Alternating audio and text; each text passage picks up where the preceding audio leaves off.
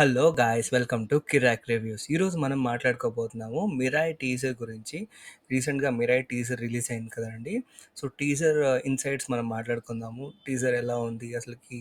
So guys, movie teaser స్టార్టింగ్లో మనం గమనించినట్టయితే మూవీ టీజర్లోనే మెన్షన్ చేశారు Ashoka and the 9 unknown men. Story వచ్చేసరికి ఎట్లా స్టార్ట్ అయిందంటే, అశోకుడు కళింగులతోటి యుద్ధం జరిపినప్పుడు అక్కడ జరిగిన రక్తము అండ్ ప్రాణ నష్టం చూసి అశోకుడు చాలా చలించిపోయి తను పూర్తిగా ఈ యుద్ధం అనే మాటకే తన జీవితంలో చోటు లేకుండా చేద్దామని చెప్పి బుద్ధిజంలోకి చేరుతాడు.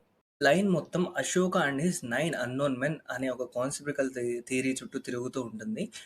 సో ఇక్కడ మనం గమనించాల్సింది ఏంటంటే, ఇట్స్ ఏ మిత్ అండి. యాక్చువల్గా ఇది ఆ, ఈ సంఘటన జరిగినట్టు ఎలాంటి ఎవిడెన్స్ లేదు, సైంటిఫికల్ ఎవిడెన్స్ ప్రీవియస్గా లేదు.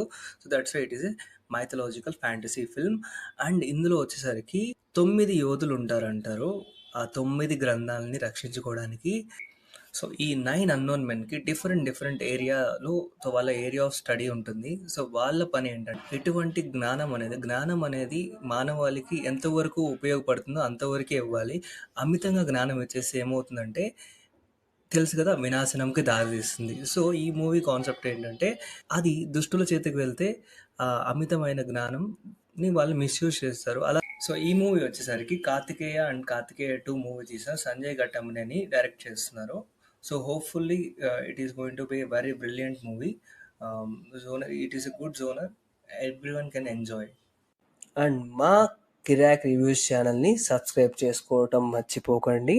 అండ్ మమ్మల్ని అలానే మీరు ఇన్స్టాగ్రామ్ ఛానల్లో కిరాక్ రివ్యూస్ని ఫాలో అవ్వచ్చు.